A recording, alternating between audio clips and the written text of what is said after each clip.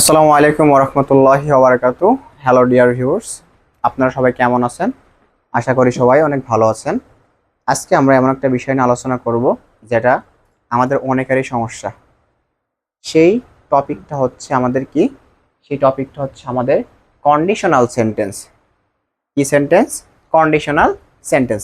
এখন এই কন্ডিশনাল সেন্টেন্সে বিশেষ করে আমাদের যেগুলো গ্রামের স্টুডেন্ট আছি, আমরা যেগুলো আমাদের প্রায় 95% স্টুডেন্টের সমস্যা যে কোন কন্ডিশনাল সেন্টেন্স। ঠিক আছে, সো ওই বিষয়টা আজকে আমরা কি করব, প্রপারলি আলোচনা করব। তাহলে প্রথমত কন্ডিশনাল সেন্টেন্স হচ্ছে কি আমাদের শর্তাধীন বাক্য। তাহলে কন্ডিশনাল সেন্টেন্স হইতে গেলে শর্ত লাগবে এবং ওই শর্তের একটা ফল থাকা লাগবে। ঠিক আছে, তাহলে কন্ডিশনাল সেন্টেন্স কাকে বলে ভাই?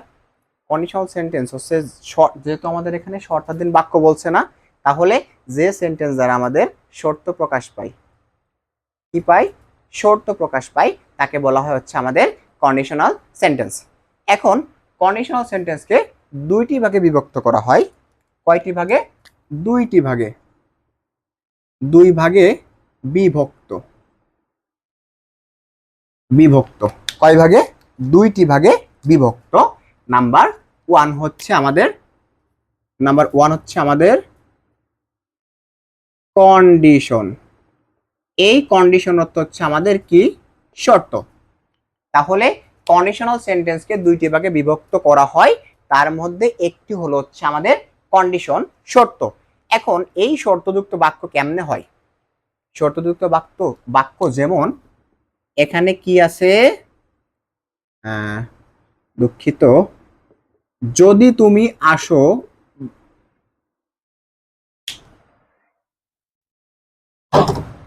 তুমি যদি আসো, তুমি যদি আসো, তুমি যদি সাহায্য করো, সাহায্য করো।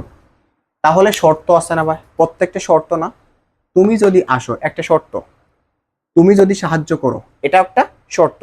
এখন এই শর্তের একটা ফল আছে, তুমি যদি আসো এরপরে আমি কি করতে পারি? আমি যাব। তুমি যদি আসো আমি খাবো। তুমি যদি আসো আমি পড়বো। তুমি যদি আসো আমি ছবি আঁকবো। সো এই যে একে বলা হয় আমাদের শর্তযুক্ত বাক্য। কি? শর্তযুক্ত বাক্য। তাহলে এটাও কি আমাদের শর্তযুক্ত বাক্য। তাহলে শর্তযুক্ত বাক্য ক্লিয়ার? তাহলে একটা গেল কি ভাইয়া, যে কন্ডিশন অর্থ শর্ত। এখন সেটা কেমনে হইতে পারে? সেটা এমনে হইতে পারে যে ইফ ইউ কাম, তুমি যদি আসো, তুমি যদি আসো। তাহলে প্রথমটা ছিল কন্ডিশন। কন্ডিশন তো কি? শর্ত। তাহলে ইফ ইউ কাম, তুমি যদি আসো, একটা শর্ত। এখন দ্বিতীয়টা ছিল হচ্ছে outcome of condition. Outcome of condition, এটা হচ্ছে কি? শর্তের, এটা হচ্ছে শর্তের ফল। কেন ভাইয়া? আমি একটা শর্ত দিছি ভাই, সেই শর্তের একটা ফল আছে না? সেই ফলটা কি হবে? আগে শর্ত দিছিলাম কি? তুমি যদি আসো, তাহলে ওই শর্তের ফলটা কি হইতে পারে? আমি যাব। তুমি যদি আসো আমি খাবো। তুমি যদি আসো আমি পড়বো। তাহলে এই যে খাবো, এই যে যাব, এই যে পড়বো, প্রত্যেকটা কি ভাই শর্তের ফল হচ্ছে না? তাহলে প্রথমত শর্তযুক্ত বাক্য ছিল, অ্যান্ড সেকেন্ডলি কি হয়েছে? সেটা শর্তের ফল হয়েছে। তার মানে কন্ডিশনাল সেন্টেন্সটা হচ্ছে আমাদের দুইটি ভাগে বিভক্ত। প্রথমত হচ্ছে কন্ডিশন, হচ্ছে শর্ত। সেই শর্তটা কি? ইফ ইউ কাম, তুমি যদি আসো। সেকেন্ডলি ছিল কি? আউটকাম অফ কন্ডিশন, শর্তের ফল। সেই শর্তের ফলটা কি হতে পারে? যে আই উইল গো, আমি যাব। অথবা আই উইল রিড, আমি পড়ব।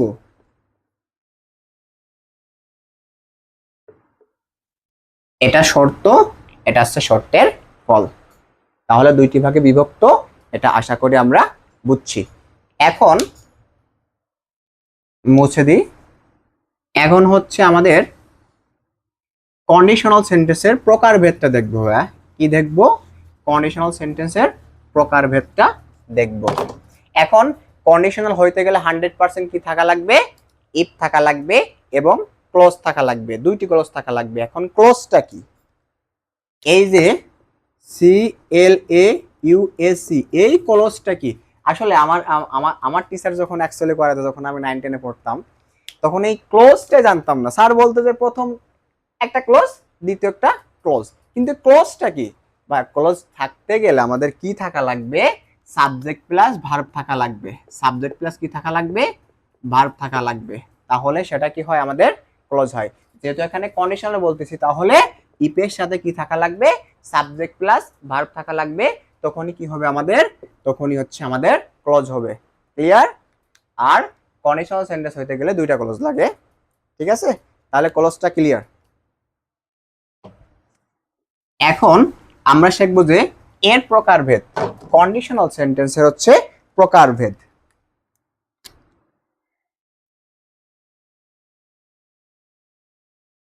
প্রকারভেদ। তাহলে কন্ডিশনাল সেন্টেন্স মূলত হচ্ছে 4 প্রকার। কয় প্রকার? 4 প্রকার। তাহলে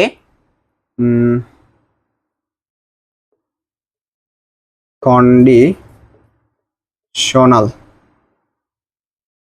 এর প্রকার হচ্ছে 4 প্রকার। কয় প্রকার ভাইয়া? 4 প্রকার। প্রথম হচ্ছে কি?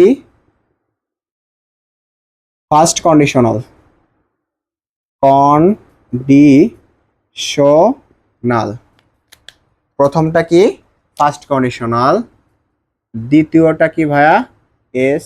SECOND, second conditional. তাহলে সেকেন্ড কন্ডিশনাল। অ্যান্ড এটা কি? THIRD, third conditional. And finally 4 নম্বরটা হচ্ছে কি আমাদের? Zero conditional. কি ভাইয়া? Zero conditional.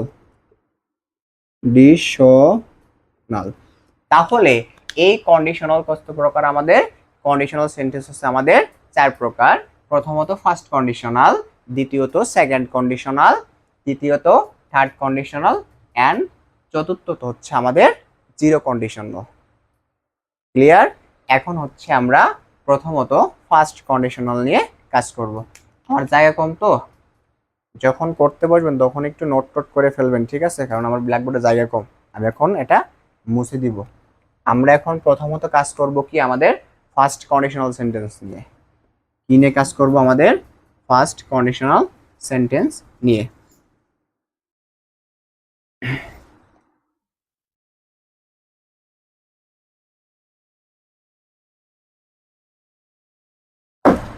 তাহলে এটা হচ্ছে আমাদের first conditional sentence. FIRST, first conditional sentence. প্রথমত কি নিয়ে কাজ করব? আমরা ফার্স্ট কন্ডিশনাল সেন্টেন্স নিয়ে কাজ করব। এখন একদম বাংলা ভাষায় বোঝাবো। একদম বাংলা ভাষায় বোঝাবো। ইফযুক্ত প্রথম ক্লজটি হবে কি? আমাদের প্রেজেন্ট ইনডিফিনিট টেন্স, এবং দ্বিতীয় ক্লজটি হবে কি? আমাদের ফিউচার ইনডিফিনিট টেন্স। আমি একবার গঠন লিখতেছি। প্রথমত ইফ প্লাস সাবজেক্ট প্লাস ভার্বের 1 প্লাস অবজেক্ট। তাহলে এই যে প্রথম ক্লজটি কি ভাইয়া? প্রথম ক্লজটি হচ্ছে আমাদের প্রেজেন্ট ইনডিফিনিট টেন্স। আর প্রেজেন্ট ইনডিফিনিট টেন্সের গঠনটা হচ্ছে আমাদের সাবজেক্ট প্লাস ভার্বের 1 প্লাস অবজেক্ট। তারপরে কি থাকবে ভাইয়া? মাঝখানে একটা কমা থাকবে। কি থাকবে ভাইয়া? কমা থাকবে। এখন কি হবে? দ্বিতীয় ক্লজ হবে। তাহলে ওই দ্বিতীয় ক্লজে কি হবে? আমাদের subject plus will may, can, তারপরে কি হবে ভার্বের বেস ফর্ম প্লাস অবজেক্ট। তাহলে ফার্স্ট কন্ডিশনাল সেন্টেন্সে প্রথম ক্লজটি হবে present indefinite tense, K P R E S C N T, present indefinite tense, এবং দ্বিতীয় ক্লজটি হবে কি ফিউচার ইনডিফিনাইট টেন্স। ক্লিয়ার? তাহলে ফার্স্ট কন্ডিশনালে থাকবে হচ্ছে আমাদের প্রেজেন্ট ইনডিফিনাইট টেন্স ইফের সাথে, এবং দ্বিতীয় ক্লজে হবে আমাদের কি ফিউচার ইনডিফিনাইট টেন্স, এবং মাঝখানে কি থাকবে একটি কমা থাকবে। এখন আমরা কি করব এক্সাম্পল দিয়ে বুঝবো। তাহলে প্রথমত ইফ তো থাকাই লাগবে, তাই না ভাইয়া? প্রথমত ইফ থাকাই লাগবে। যেমন ইফটা দিলাম, তারপরে ভাই একটা সাবজেক্ট বসালাম, সাবজেক্টটা ইউটা দিলাম, একটা ভার্ব বসাবো, সেই ভার্বটা হচ্ছে কাম, তারপরে কি দেবো একটা কমা দেব। এখন এটা হচ্ছে প্রথম ক্লজ। এখন দ্বিতীয় ক্লজ কি হবে subject plus will, may, can, ভার্বের ওয়ান প্লাস অবজেক্ট, যে কোনো একটা ব্যবহার করব আমরা। তাহলে সাবজেক্ট ইফ ইউ কাম, যদি তুমি আসো, আই উইল, আই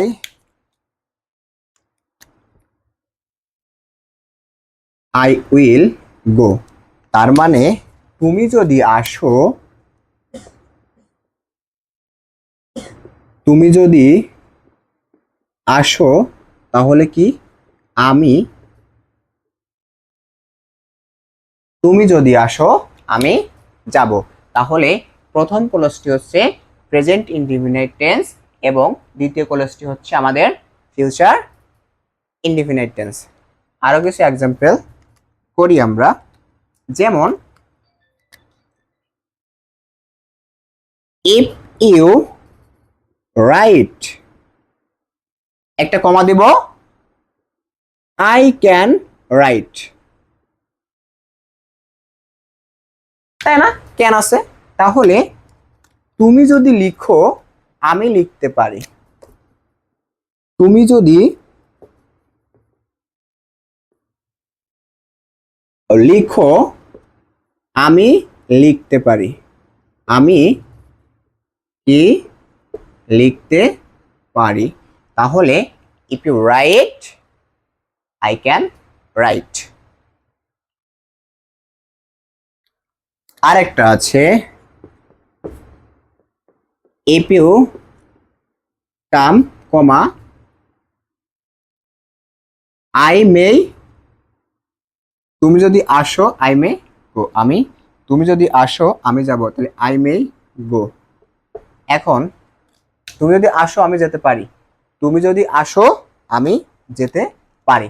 তাহলে আমাদের কন্ডিশনাল সেন্টেন্স হচ্ছে আমাদের প্রথম ক্লজটি কি থাকবে, ফার্স্ট কন্ডিশনাল ক্ষেত্রে প্রথম ক্লজটি থাকবে হচ্ছে আমাদের প্রেজেন্ট ইনডিফিনাইট টেন্স, এবং দ্বিতীয় ক্লজটি হবে হচ্ছে আমাদের ফিউচার ইনডিফিনাইট টেন্স। এখন এখানে একটু কাজ আছে আমাদের, আমি এটা মুছে দিচ্ছি।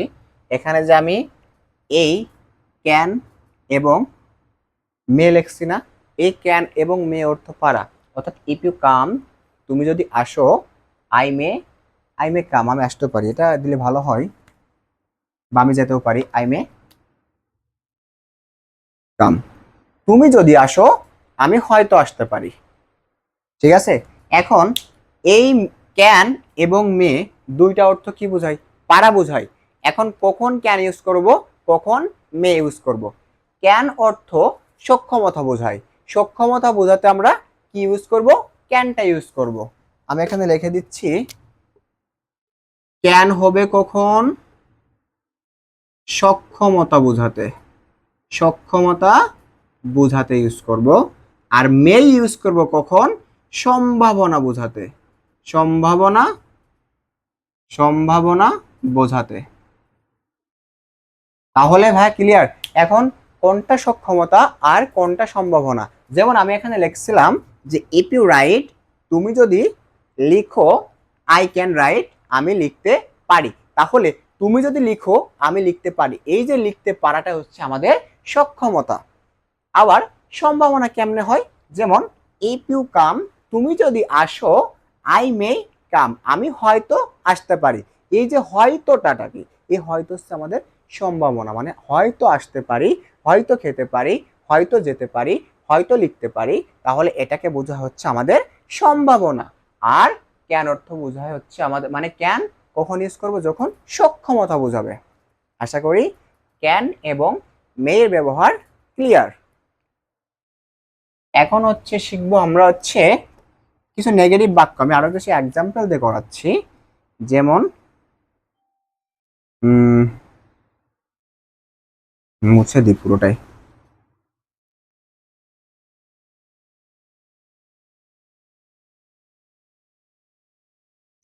এক্সাম্পলটা যেমন ইফ ইউ, যখন নেগেটিভ বাক্য দিয়ে করব, if you don't come I will not go, যদি তুমি না আসো আমি যাব না, তাহলে নেগেটিভ বাক্য হলো। ঠিক আছে, একই সাথে যদি তুমি, একই সাথে কিন্তু স্পোকেন ইংলিশটাও ক্লিয়ার হচ্ছে, প্লাস সাথে টেন্সটাও ক্লিয়ার হচ্ছে। এখন আনলেসের একটা জটিল, মানে আনলেসের একটা খুব সুন্দর নিয়ম আছে এখানে ফার্স্ট কন্ডিশনালের ক্ষেত্রে আমাদের, সেই আনলেসের এই ব্যবহারটা আমরা এখন দেখব। সেই আনলেসের ব্যবহারটা এখন আমরা দেখব। তাহলে আনলেস অর্থ কি, যদি না বোঝায়। আনলেস অর্থ কি, যদি না বোঝায়, তাই না? আনলেস কিন্তু ইফের ন্যায় কাজ করে, আনলেস থাকলেও সেটা হচ্ছে আমাদের কন্ডিশনাল সেন্টেন্স। তাহলে প্রথমত আনলেস ইউ স্টাডি, যদি না তুমি মনোযোগ, unless you attentive study, unless you, unless you go, যদি তুমি না যাও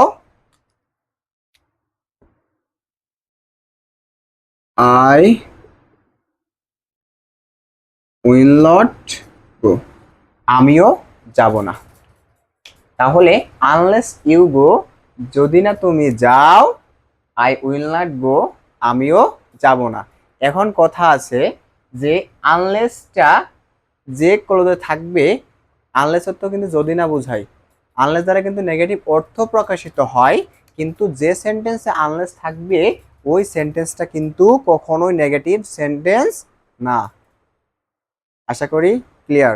আনলেস যে সেন্টেন্স থাকবে ওই সেন্টেন্সটা কিন্তু নেগেটিভ সেন্টেন্স না, আনলেস দ্বারা আমাদের নেগেটিভ অর্থ প্রকাশিত হয়, নট নেগেটিভ সেন্টেন্স। ক্লিয়ার? তাহলে ক্লিয়ার।